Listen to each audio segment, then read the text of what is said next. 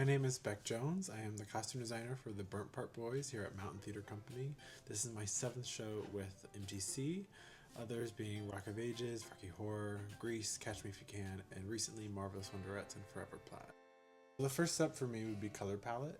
I think colors really play into the story, and so we have the miners who are all represented in blacks and grays, and then they have this really nice turquoise and teal blues that come into their costumes as their ghost selves, versus the browns and really earthy tones in the boys' costumes and in all the burnt part. You see what was before in all the blacks, and then where we've come now, and we're in this more earthy tone and neutral colored palette with all the other characters.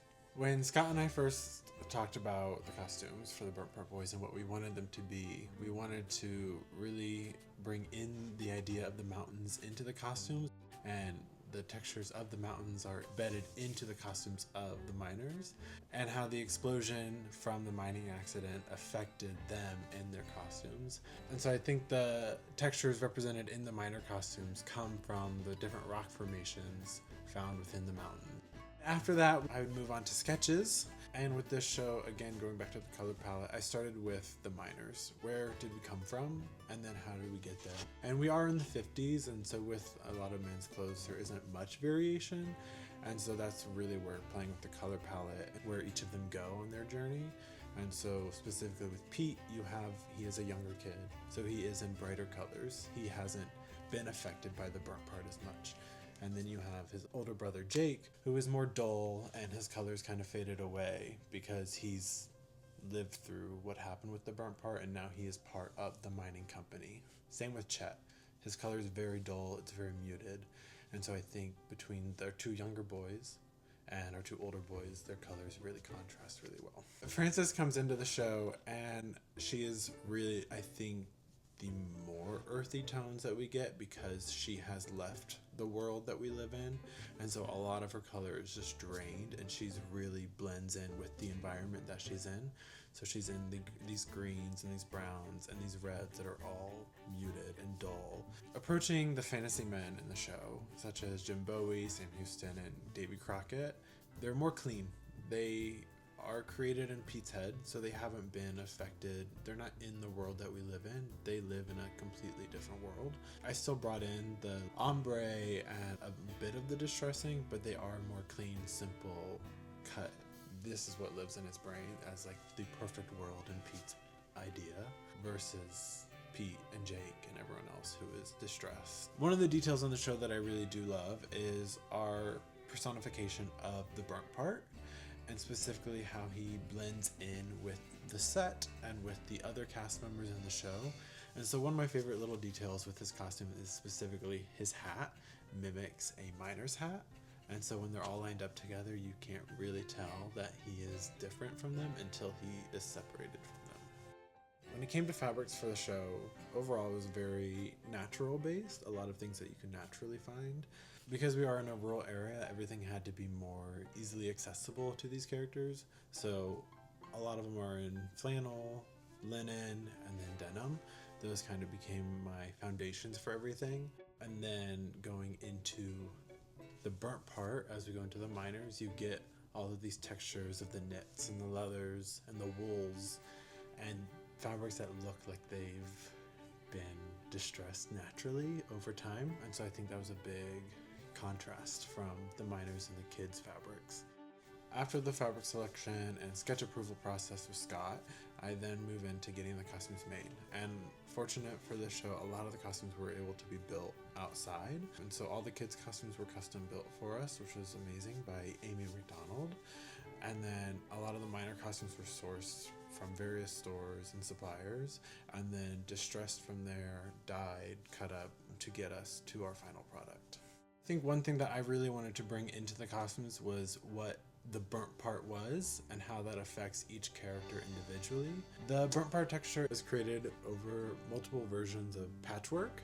I find patchwork to be very compelling storytelling. It's also really great because it's something that's kind of been there throughout many different time periods, so it means lots of different things. And so with the miners, I've taken all of these fabrics and they've all kind of been patchworked and cut up together to create this ripple effect that is on all of their costumes. The burnt part is represented in the clothes on different areas of each of the miners, some being their shoulders being the most affected, some being their whole leg is covered in the texture.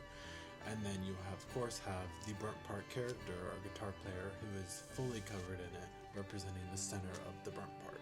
I think this show is overall very different for MTC, especially design-wise. It's not as flashy as our others, but I've still found ways to put in the typical MTC flair, and I think a big part of that is in the miner costumes. They still have metallic leather, which counts as our rhinestones for the show.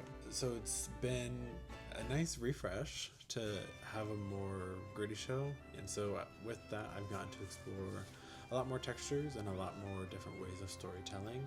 I've gotten to bring more of what I do outside of my theater work, of more textures and more patchwork styles into it, and so that's been really fun. When it came to distressing the show, we used various tools such as sandpaper, wire brushes, wire cutters, scissors, seam rippers, and then a lot of times I'll throw them in the dryer just to help add to the overall distressed look.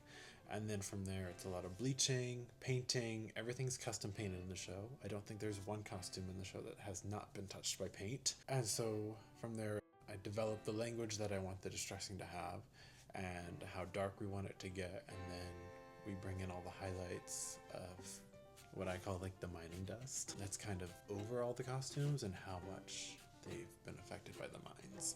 All of the costumes have been dyed, whether by tea bags, whether by actual dye, and also just putting them in an oven to cook them. So there's a lot of different techniques that we've used across all of them. I will say on the miners specifically, a lot of them have been dipped in this turquoise dye that is kind of a highlight through all of their costumes as their base, just to give them all an even color story throughout all of their costumes. And then on top of that, you go in with your darker colors and your stains and whites and everything to add more layers to it. One of my favorite parts with the show is the shoes. It's such a small detail, but I think shoes really, they tell the actors so much about who they are and where they've been. And I think it is really important for me that the shoe also is reflected in the costume. And so every shoe has also been custom painted and distressed, and they each match each of their costumes. And a costume fitting with an actor, that is my time to meet with the actor and see how they feel comfortable in the costume, and also to see what their needs are. You know, what do we know what movement they have to do yet? What do we need to do to make them do the movement in order to get the look that I want and what Scott wants? And so that's always my number one priority in a fitting, is to figure out what we need to do to make them comfortable and to make us comfortable with the show in general. For example, coming into all the layers of the miners, it was again figuring out with the actor, how is this going to be okay for them to wear for the whole show? It gets very cold in the mines, and so they all have many layers of scarves, of neckties, turtlenecks, undershirts, flannels. And so a lot of the shirts are just like half shirts or dickies to kind of create the illusion that they're wearing 5 layers of clothes to go mining. I think there's a lot of details that the audience can look for in each costume, and I hope overall they can see how painterly it all is and how everything has been custom dyed, custom painted. That was really important to me. I didn't want it to look like anything went untouched, and so I think you can see all the different values of colors, the different shades, and the different textures in each costume, and how that carries on from the kids into Francis, into the miners. And so I think the audience will have a great time picking out all those little details, and then if they come back for it again the second time, they can see all the connections between each character.